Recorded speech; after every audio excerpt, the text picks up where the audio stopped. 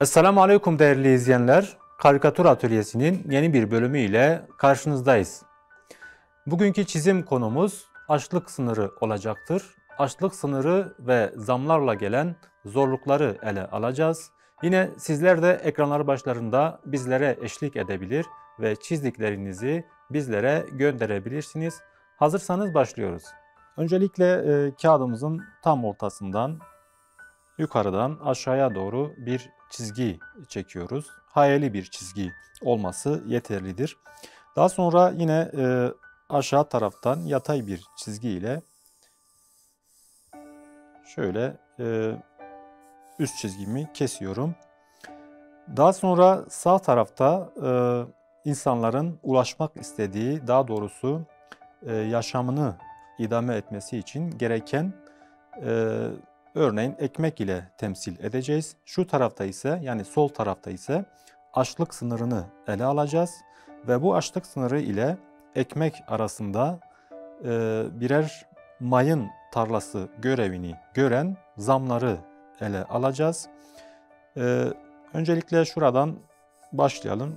Yani perspektif kuralları gereği giderek küçülen ya da gelerek, yakınlaşarak büyüyen bir şöyle bir perspektif açısını uyguluyoruz. Örneğin aynısını sağ tarafta da yapıyoruz. Şurası bizim sınır bölgemiz olacaktır. Yani sınır telleri şeklinde yapacağız. Şurada ise şöyle bir kesit alacağız. Yani yer düzleminin bir kesitini alacağız. Alt tarafta zamlarımız olacaktır. Yani birer mayın şeklinde yapacağız. Şöyle. Şurada ise örneğin bir sınır çizgisi ve bu sınırda zamlar ve açlık sınırı olacak. Şöyle telerimizi yapıyoruz. Daha sonra tabii ayrıntısına yine gireceğiz şu şekilde. Yani simetri bir şekilde hem sağ taraf hem sol tarafı aynı şekilde yapıyoruz. Şu şekilde. Şurasında bir uyarı tabelası olsun. Örneğin genelde mayınlı bölgelerde rastladığımız şöyle bir, yani ölüm tehlikesini gösteren bir tabela olsun. Tabi bu tabela üstünde yine bir kafatası şeklinde şöyle çapraz kemikler olsun. Şurada zamlar dedik. Yani bu zamlar şu mayın tarlasındaki zamlar şöyle üst kısım, yani yeryüzünde toprak üstünde görünen kısmı şöyle üç parça ile gösteriyoruz. Yine şurada.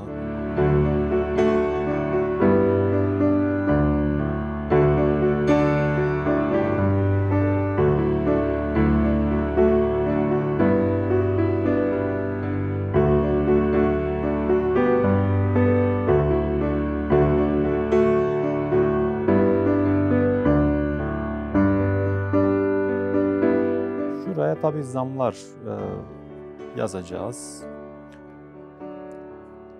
Yani hem açlık sınırı hem bir geçim kaynağı olan mesafe arasındaki uzaklığı bir de zamlar eklenince, yani mayınlı bir tarla gibi zamlar da eklenince neredeyse geçimini sağlamak isteyen insanlara ne derece zorluk çektiğini burada rahatlıkla görüyoruz.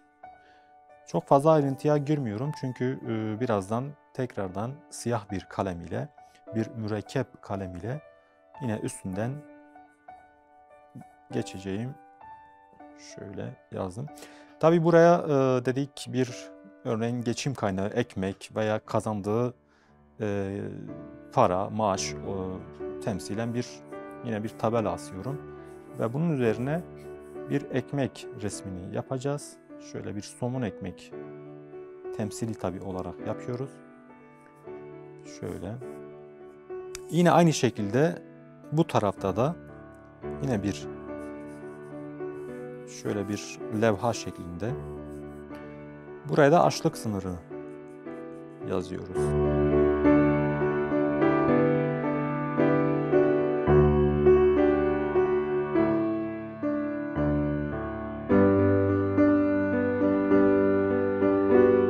Şurada zamlarımız olsun.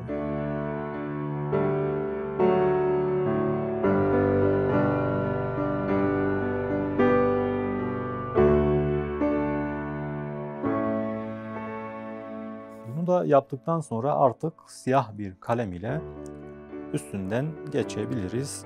Biraz daha ayrıntılı yapmaya çalışacağız. Şöyle yine bu sınır tellerimizden başlıyoruz. İlk başladığım yerden. Şöyle başlayalım. Önce direklerden başlayalım. Örneğin şöyle yakınlaştıkça yükselen, büyüyen şöyle direkler olsun.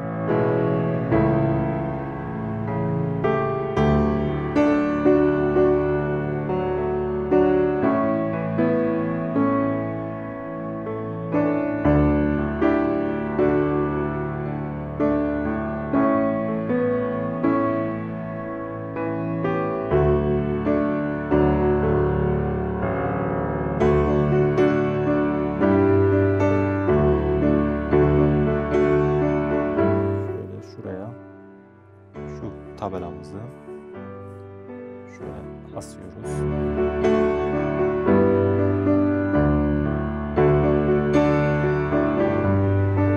Yine sol tarafta da aynı şekilde.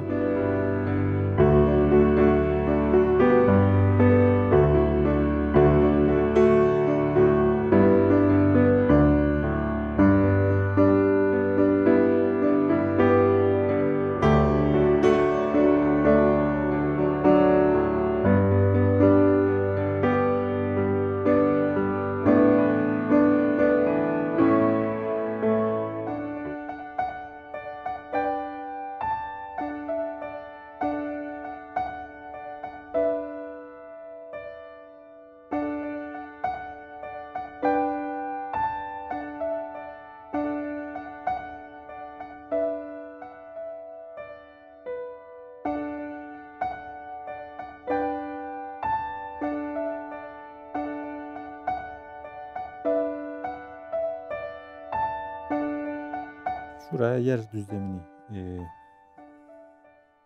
yapmıştık. Onları da çizelim şu şekilde.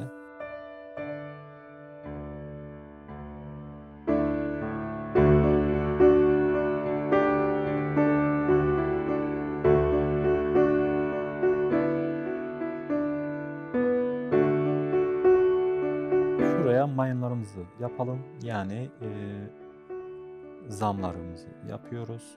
Şöyle büyük bir kısmı yerin altında.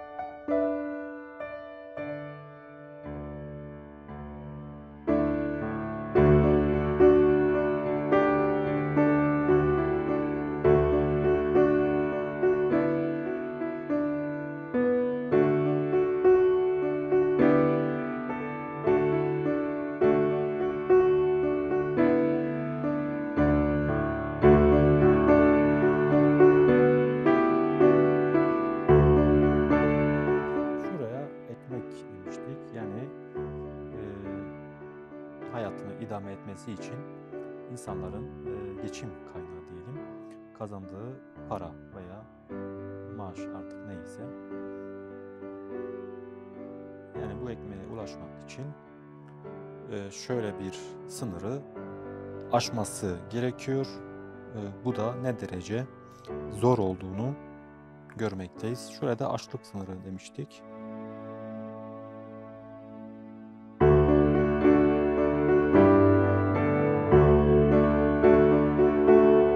Şurada uyarı tabelamızı yapmıştık. Onu da şöyle ayrıntısını yapalım.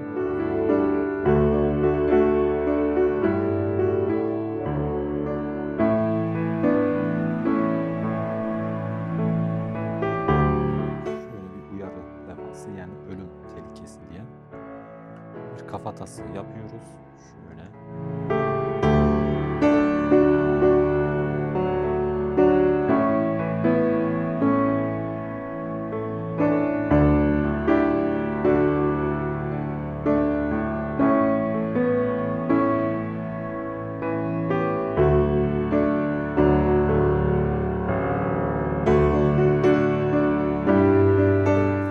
Şuraya da zamlar demiştik ya da zam yapalım. Her biri üzerine zam yazalım.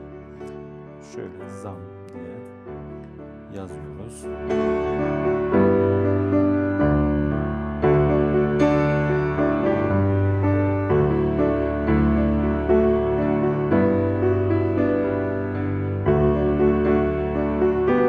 Şuraya yerin alt kısmı olduğunu söylemiştik. Orayı biraz daha şöyle koyu yapalım. Örneğin yerin altı olduğu belli olsun diye örneğin biraz daha şöyle koyu bir renk ile mayınları ayıralım. Şöyle.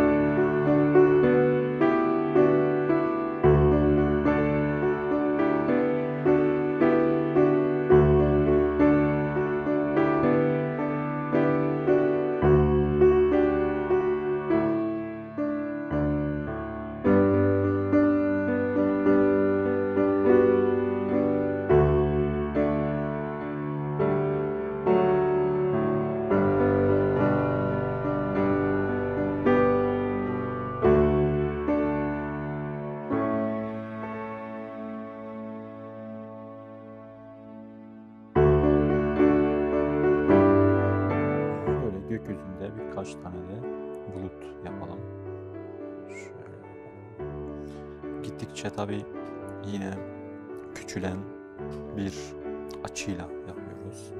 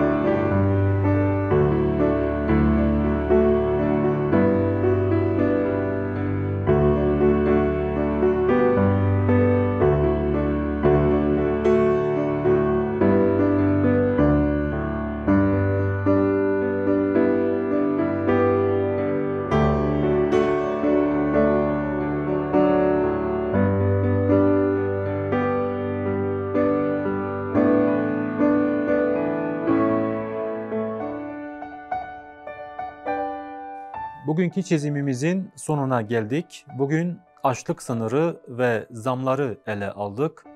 Açlık sınırı ile beraber gelen zamların hayatı ne derece zor ve olumsuz etkilediği ile alakalı oldu.